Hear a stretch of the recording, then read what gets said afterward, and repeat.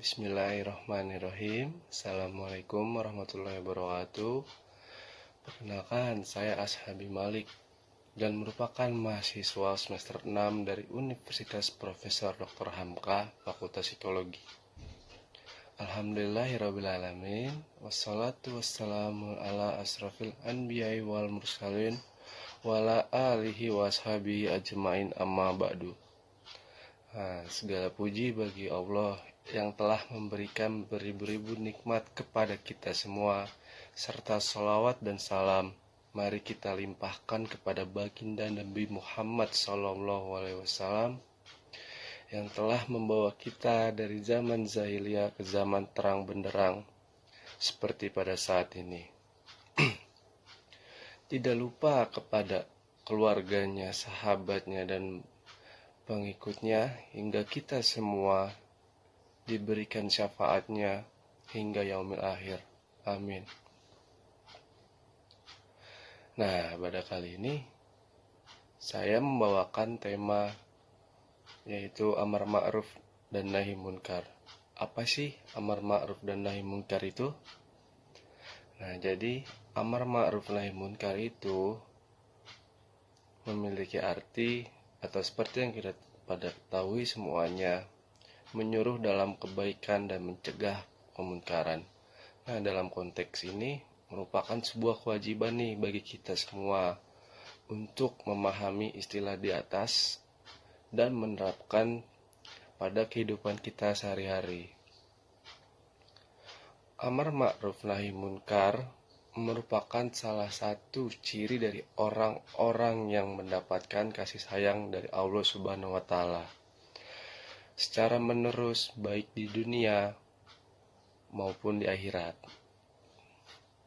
Nah, amar ma'ruf dan nahi munkar adalah sesuatu yang memiliki hubungan mutualis. Nah, kenapa dibilang hubungan mutualis? Di sini dimaksudkan adalah ketika kita melakukan amar ma'ruf nahi munkar, maka secara otomatis kita melakukan nahi munkar juga. Dan begitu pula sebaliknya. Nah, teman-teman semuanya nih pasti paham dong apa yang dinamakan perintah dan apa juga yang dinamakan larangan. Di sini Rasulullah SAW bersabda dari Abu Sa'id Al-Khudri radhiyallahu anhu berkata, saya mendengar Rasulullah SAW bersabda, barang siapa yang melihat kemunkaran, maka rubahlah dengan tangannya. Jika tidak mampu, maka rubahlah dengan lisannya. Jika tidak mampu, maka tolaklah dengan hatinya. Dan hal tersebut adalah selemah-lemahnya iman. Dalam hadis riwayat Muslim. Nah, dalam hadis tersebut kita bisa melihat nih betapa besarnya pesan moral yang sangat tinggi dalam Islam, serta kepedulian sosial yang dijunjung tinggi dalam hidup bermasyarakat. Dalam hadis tersebut juga sudah sangat jelas kepedulian kita kepada sesuatu yang negatif atau bisa disebut dengan kemunkaran. Maka kita sebagai muslim haruslah peka terhadap persoalan tersebut. Terdapat beberapa firman Allah Subhanahu wa Ta'ala dalam Al-Quran yang menjelaskan tentang amar ma'ruf nahi munkar. Nah, yang pertama ini berbunyi seperti ini.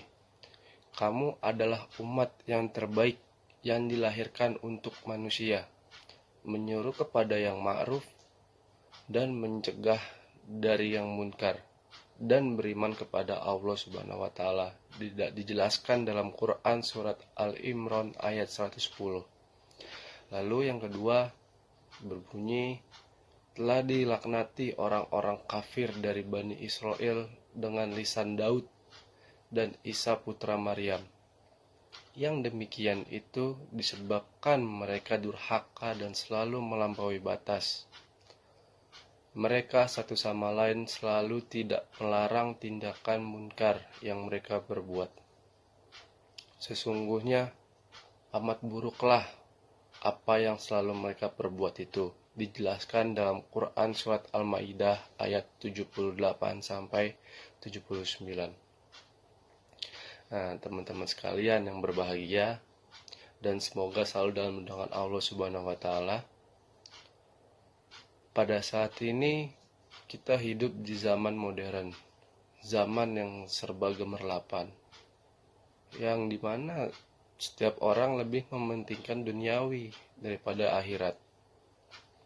Sudah tentu dalam keadaan ini mengakibatkan lebih banyak orang yang terjerumus ke dalam dosa.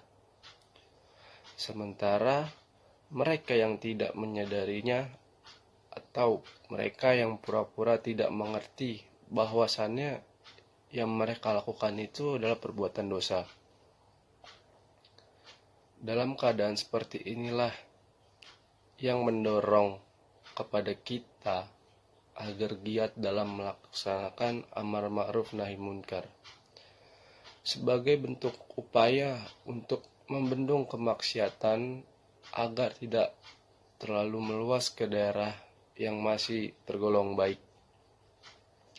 Nah, ada satu cerita nih yang dimana pada suatu hari Rasulullah SAW masuk ke dalam rumahnya dalam keadaan ketakutan. Seraya ingin memperingatkan kepada bangsa Arab dan umatnya yang datang pada masa yang akan mendatang, di mana iman akan diuji, yaitu dengan kekuatan akhlak akan melawan arus kerusakan moral yang dibawa oleh orang-orang yang anti agama. Nah, ketika para sahabat yang mendengar pernyataan tersebut, kemudian mereka bertanya kepada Rasul, "Wahai Rasulullah, mungkinkah kami akan binasa, padahal masih ada orang-orang yang soleh di antara kita?" Kemudian Rasulullah SAW pun menjawab, "Ya, apabila kejahatan kelewat banyak." Dari cerita tersebut yang diriwayatkan oleh Imam Bukhari dan Imam Muslim dan bersumber dari Zainab binti Jahsy. Nah, jadi hal itu tuh merupakan isyarat kepada kita semua bahwa kalau kita tidak mau lagi beramar ma'ruf nahi munkar, pastinya kejahatan akan semakin merajalela, sehingga dapat mengakibatkan kita akan binasa ditelan oleh kejahatan tersebut. Dalam beramar ma'ruf dan nahi munkar, untuk pelaksanaannya sendiri itu memiliki etika-etika yang sangat penting. Etika ini perlu diketahui oleh kita semua, agar apa yang kita maksudkan dari amar ma'ruf dan nahi munkar dapat terwujud dengan baik. Di antara etika amar ma'ruf nahi munkar, yang pertama itu adalah amar ma'ruf dan nahi munkar harus dilakukan dengan penuh hikmah. Hal ini pun dijelaskan oleh Allah Subhanahu wa taala dalam Al-Qur'an surat An-Nahl ayat 125 yang berarti,